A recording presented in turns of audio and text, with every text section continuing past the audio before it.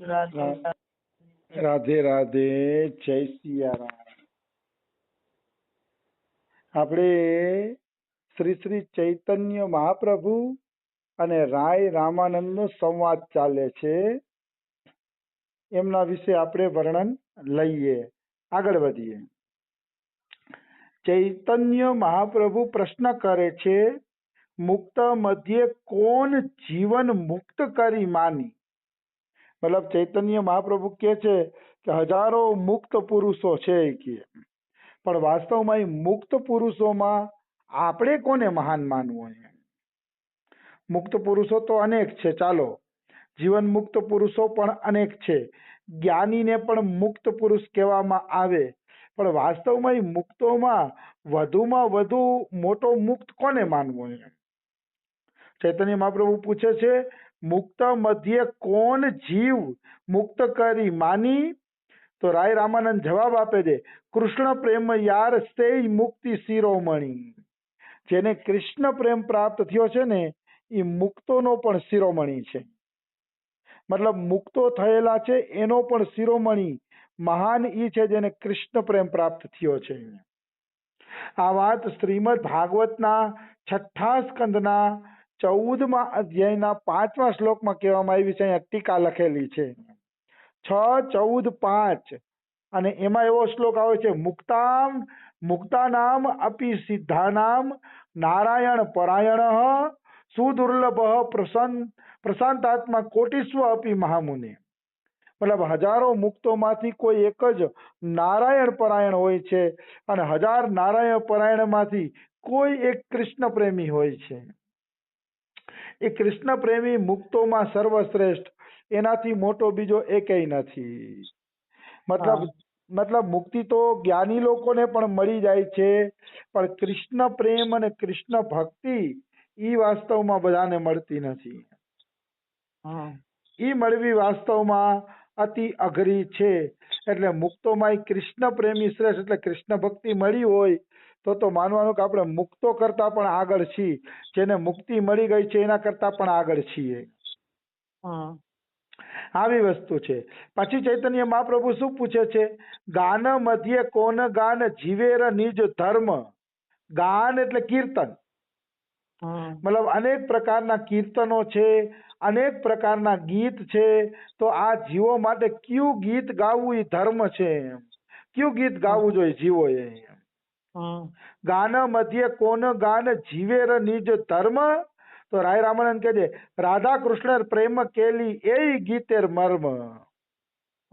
રાય રામાનંદ કહે છે કે રાધા કૃષ્ણની પ્રેમ કેલી એટલે કે એમની જે લીલાઓનું કીર્તન છે, પછી માખણ ચોરી લીલાઓ હોય કે કાલિયાનાગ નાથવાની લીલા હોય કે બીજી કોઈ ગોપીઓ સાથેની ચીરરણ લીલા કે રાસલીલા હોય, તો ઈ લીલાનું ગાયન કરવું શ્રેષ્ઠ. મતલબ એમ કહે છે કે કૃષ્ણના જે કીર્તન કરે છે ને એનું ગીત સર્વશ્રેષ્ઠ છે. ગીતો તો કેટલાય હોય, સમાજ સેવાના ગીતો હોય ને, દેશભક્તિના ગીતો હોય ને, અનેક પ્રકારના ગીતો કીર્તનો સંસારમાં હોય છે, પણ એ બધા ગીતોમાંથી ઉત્તમ ગીત ઈ છે કે ભગવાનના ગુણગાન ગાવામાં આવે. ભગવાનના ગુણગાનથી મોટું ગીત આ સંસારમાં પછી બીજું એકેય નથી. અને મનુષ્યએ હંમેશા પોતાની જીભેથી ભગવાનના કીર્તન કરવા જોઈએ. આવી વસ્તુ છે. આપણી પ્રાચીન પદ્ધતિ સારી હતી કે ડોસીમાઓ અને વડીલો ભેગા મળી અને તાલી પાડીને પણ કીર્તન કરી લેતા. સંગીતના સાધનો ન હોય તો તાલી પાડીને કીર્તન કરી લેતા. એ એક પદ્ધતિ સારી હતી અને સુંદર હતી કે જેના કારણે આ જગતની અંદર કીર્તન થતા. આવી વસ્તુ છે. એટલે ભગવાન નામ કીર્તન તો ભાઈ કળિયુગમાં સાર છે. અને એમ કે ભગવાન નામ કીર્તન ઉચ્ચ સ્વરે ગવાતું હોય તો એટલી જગ્યાએ છે ને કળિયુગનો પ્રવેશ થતો નથી. પ્રેમાનંદ મહારાજ અને રાજેન્દ્ર દાસજીના મિલનનો પ્રસંગ હું આજે જોતો હતો વિડિયાની અંદર. તો પ્રેમાનંદ મહારાજે ફરમાઈશ કરી કે તમે મને એક ઓલું પદ સંભળાવો કે રામ નામ તે પ્રિય જાહી ન રામો. ઈ કીર્તન મને સંભળાવો. એટલે રાજેન્દ્ર દાસજીએ ઈ કીર્તન સંભળાવ્યું. રામ નામ તે પ્રિય જાય ન રામો, એ કીર્તન સંભળાયું. પણ એમાં એનો સાર ઈ નીકળે છે કે એકવાર ભગવાને પ્રસન્ન થઈને તુલસીદાસને કીધું કે તુલસીદાસ, તમારે મારી પ્રાપ્તિ કરવી છે કે મારા નામ જોઈ છે, બોલો. ઈ છે બે માંથી જે વસ્તુ જોતી હોય ને તમને મળશે. હું જોઈ છી કે મારું નામ જોઈ છી, બોલો તમારે શું જોઈ છી? ત્યારે તુલસીદાસજી આ પદ ગાય છે કે રામ નામ તે પ્રિય જાહી ન રામો, મતલબ રામ નામથી પ્રિય તુલસીદાસને રામ પણ પ્રિય નથી. તુલસીદાસને રામે કહી દીધું, ઓલા તુલસીદાસે રામને કહી દીધું કે મને તમારું નામ અતિ પ્રિય છે,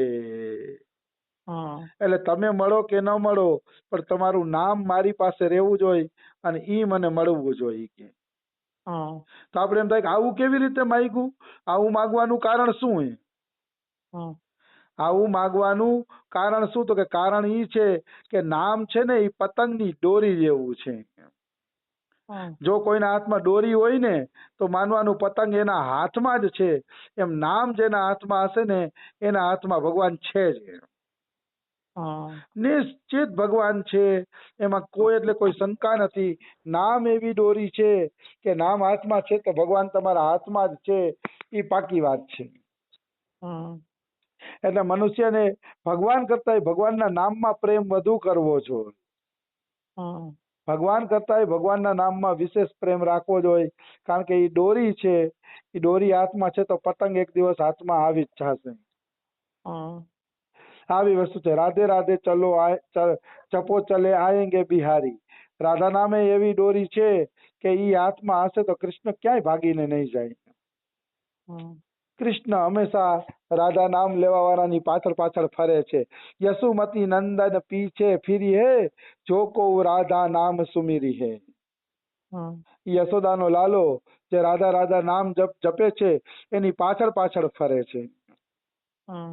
રમેશ બાબા તો એવો સરસ મજાનો ભાવ આપે છે કે રાધા રાધા નામ કોઈ જપે છે તો કૃષ્ણ હરખના કારણે એવા ફૂલાઈ જાય છે કે એના કપડા ફાટી જાય છે, શરીર બે ગણું જાડું થઈ જાય છે રાધા નામ સાંભળીને. આવું મેં રમેશ બાબાના મુખેથી સાંભળ્યું છે. એટલે રાધા નામ કયો કે ભગવાનનું નામ કયો, એ ભગવાનને પકડવાની દોરી છે. દોરી હાથમાં હશે તો વાંધો નહીં આવે. રમેશ બાબા ઘણી વાર ગાતા હોય, દીન બંધુ દીનાનાથ, તેરી ડોરી મેરી ડોરી તેરે હાથ. તો અમારે અહીંયા ગુજરાતીમાં એક છોકરો છે ને એનું ઉલટું ગાય, દીન બંધુ દીનાનાથ, તેરી ડોરી મેરે હાથ. એટલે પછી અમે બધા હસતા હોય. એમ નહીં ગાવાનું, આપણે એમ ગાવાનું કે મેરી ડોરી તેરે હાથ. તો એને ભૂલ જ થઈ જાય, એમ જ બોલે તેરી ડોરી મેરે હાથ. મેં કીધું ભાઈ બાળકોના હાથમાં ભગવાનની દોરી હોય, કારણ કે બાળકો નિર્દોષ હોય. એટલે બાળકો કદાચ એવું ગાય તો એમાં કઈ દોષ નથી. આપણે બધાએ ભગવાનના નાચીએ છીએ, આપણી દોરી ભગવાનના હાથમાં છે, એમાં કોઈ એટલે કોઈ સંશય નથી. આવી વસ્તુ છે. એટલે કેટલાય પ્રકારના કીર્તન છે, સામાજિક કીર્તન ને લોકગીતના કીર્તન ને લગ્નના કીર્તન ને ઓના કીર્તન ને અનેક કીર્તન છે. એ બધાય કીર્તનમાં સારામાં સારા કીર્તન છે ભગવાનની લીલાઓ ગાવામાં આવે. ભગવાન રાધા કૃષ્ણની જે લીલાઓ ગાય છે એનાથી મોટા બીજા કીર્તન એકેય નથી. એવું ચૈતન્ય મહાપ્રભુ અને રાય રામાનંદ વચ્ચે વાતચીત થાય છે. પણ આગળ ચૈતન્ય મહાપ્રભુ પ્રશ્ન કરે છે કે શ્રેયો મધ્ય કોણ શ્રેય જીવે રહય સાર. શ્રેય એટલે શું? શ્રેય એટલે બડાઈ. શ્રેય એટલે બડાઈ. શ્રેય એટલે બડાઈનું કાર્ય કયું? મતલબ શ્રેય એટલે મનુષ્યનું શ્રેય શું છે? કોઈ એમ માને કે હા હું ડોક્ટર બની જાઉં તો સારું, તો ડોક્ટર એને શ્રેય લાગે છે કે હું ડોક્ટર બની જાઉં એટલે બધું શ્રેય મને મળી ગયું. પણ વાસ્તવમાં એવું કયું લક્ષ્ય છે જેને પ્રાપ્ત કર્યા પછી જીવ કહે કે મને શ્રેયમાં શ્રેષ્ઠ વસ્તુ મળી ગઈ? શ્રેયો મધ્ય કોન શ્રેય જીવે રહય સાર. રાય રામાનંદ કહે કૃષ્ણ ભક્ત સંગ વિના શ્રેય નાહી આર. એ કહે મોટામાં મોટું શ્રેય એ છે કે કૃષ્ણ ભગવાનના ભક્તોનો તમને ભેટો થાય. હા બહુ દિવ્ય અને સુંદર વાત કરી છે, અતિશય સુંદર વાત કરી છે. વકીલ બનવું ઈ શ્રેય નથી, ડોક્ટર બનવું ઈ શ્રેય નથી, ઈ તો બધા ભણી ગણીને બની જાય. 2 પૈસા ખર્ચી દો ને રિશ્વત આપો તો ડિગ્રી મફતમાં મળી જાય, ઈ કોઈ શ્રેય નથી. શ્રેય ઈ છે કે કૃષ્ણ ભક્તોનો સંગ મળે. કૃષ્ણ ભક્તોના સંગ જેવો શ્રેય બીજો એકેય નથી. કારણ કે ભક્તોના સંગ વગર ભક્તિ મળતી નથી. બધાય શાસ્ત્રો પોકારીને કહે છે કે આ ભક્તિ ભક્તોના સંગથી જ મળે છે. ભાગવતમાં પણ રાજા રહુગણને કહે છે ઓલા જળભરત કે વિના મહત્પાદ રજોભિષેકમ, મહાપુરુષોની ચરણ રજમાં સ્નાન કર્યા વગર કોઈને આ પ્રેમા ભક્તિ પ્રાપ્ત થતી નથી. સંતોનો સંગ મોટું શ્રેય છે. વાલિયા લૂંટારાને ખાલી એક વખત નારદજીનો સંગ મળી ગયો તો વાલ્મીકી ઋષિ બની ગયા. એક જ વખત માત્ર ધ્રુવને એક જ વખત સંગ મળી ગયો નારદજીનો તો ધ્રુવ ભજન કરવા જંગલમાં વયા ગયા. અને પ્રહલાદજીને ગર્ભમાંથી નારદજીનો સંગ મળી ગયો તો જિંદગીભર પ્રહલાદજી એના બાપને ભગવાન ન માન્યા. જિંદગીભર એના બાપને ભગવાન ન માન્યા, એને નારાયણે જ ભગવાન માન્યા. કારણ કે એને નારદજીનો સત્સંગ ગર્ભમાંથી જ ઉતરી ગયો હતો. એટલે ભક્ત સંગ અતિ દુર્લભ છે. જોકે આ બધી બાબતો બધા તો સમજી ન શકે. ઘણાને આશ્ચર્ય થશે કે આવો જવાબ ખરેખર સત્ય હશે, પણ હું તો મારા અનુભવથી કહું છું, ભક્ત સંગ બહુ દુર્લભ છે. બહુ દુર્લભ છે. એટલી સરળતાથી મળતો નથી.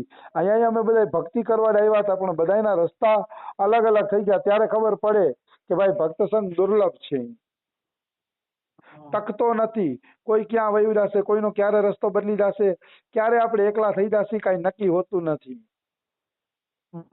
બધાય પોતપોતાનો રસ્તો બદલાવીને વયા પણ જાય એવું બની શકે. એટલે ભક્ત સંઘને દુર્લભ કીધો. આજે આપણે એમ લાગે કે આ ભક્ત સંઘ આપણી સાથે છે, આપણે સાથે સાથે ભજન કરીએ છીએ આજે, પણ કાલ સવારે એને આપણાથી કઈક શ્રેષ્ઠ મળશે, ઊંચું મળશે, કે કઈક એને બીજું ગમી જશે તો પટકર તો સંઘ છોડીને વયો જશે. એટલે ભક્ત સંઘને દુર્લભ કીધો છે. ભક્ત સંઘ એટલો સરળતાથી જીવને મળતો નથી. એટલે મોટું શ્રેય આવી છે. અબ મોહી ભા ભરોસો હનુમંતા, બિનુ હરિ કૃપા મિલહી નહીં સંતા. રામાયણમાં લખે છે, હનુમાનજીને વિભીષણ કહે છે કે મને હવે ભરોસો આવ્યો કે હરિ કૃપા વગર સંતો મળતા નથી. આવી વસ્તુ છે. એટલે સાધુ સંગ જરૂર કરવો જોઈએ. જેને ભક્તિ જોતી હોય એને સાધુ સંગમાં આળસ ન કરવી, કે સાધુ સંગથી મોટું આ સંસારમાં બીજો કોઈ લાભ જ નથી. હું નથી કેતો, તુલસીદાસજી કહે છે, ઉમા સંત સમાગમ સમન લાભ કછુ આન. આ પંક્તિ અમારા બાબા બહુ બોલતા હોય છે, અને રામસુખદાસજી એ બહુ બોલતા. ગીતા પ્રેસના સંતો ઉમા પાર્વતી કહે સંત સમાગમ જેવો બીજો કોઈ લાભ નથી. ઉમા સંત સમાગમ સમન લાભ કછુ આન. સ્વયં શિવજીના મુખેથી આ વાક્ય નીકળ્યા છે. એટલે મનુષ્ય હંમેશા ભક્તોના સંગમાં રહેવું જોઈએ, સંતોના સત્સંગની અંદરમાં રહેવું જોઈએ. એનું જીવન બહુ ઝડપથી ભગવત પ્રાપ્તિ તરફ આગળ નીકળી જશે. બહુ જ ઝડપથી. હું તો દાવા સાથે કહું છું, કારણ કે મારે તો સંતોના સંગથી જ મળ્યું. મારું નિજી તો કઈ સાધન જ નથી. એવું કોઈ નિજી સાધન જ હું નથી કરતો કે જેના કારણે હું એમ કહી શકું કે ભાઈ મારે કઈક સાધન થાય છે. જે થાય છે એ સંતોની કૃપાથી થાય છે, સંતોના સત્સંગથી થાય છે. અને સાંભળતા રહેવું એ પણ પ્રથમ ભક્તિ છે. શ્રવણ પ્રથમ ભક્તિ છે. અને પરીક્ષિતે શ્રવણ કરતા કરતા જ ભગવાનની પ્રાપ્તિ કરી. ભલે પરીક્ષિત ભક્ત જ હતા પહેલેથી જ, એવું નથી. ભગવાન એની ગર્ભમાંથી જ રક્ષા કરી. અને એમ ન કહી શકીએ કે પરીક્ષિતે પહેલે ભજન નહોતું કર્યું અને હાથથી કથા સાંભળીને જ ભગવત પ્રાપ્તિ થઈ ગઈ, એમ ન કહી શકાય. એ તો પહેલેથી જ ભક્ત હતા. પણ છતાંય પરીક્ષિતે દેખાડ્યું કે ગમે એવો ઊંચો ભક્ત હોય ને તો હરિકથા વગર અધૂરો છે. એટલે જ એને મરણ પથારી વખતે હરિકથાને પસંદ કરી અને હરિકથા એ સાંભળવા માંડ્યા. એટલે હરિકથા એવી વસ્તુ છે કે જે જીવને તત્કાળ પવિત્ર કરે છે. એટલે મનુષ્ય સત્સંગમાં રહેવું જોઈએ. તો હજી તો ઘણા બધા પ્રશ્ન છે ચૈતન્ય મહાપ્રભુના, કાલે લઈ લેશી. આજે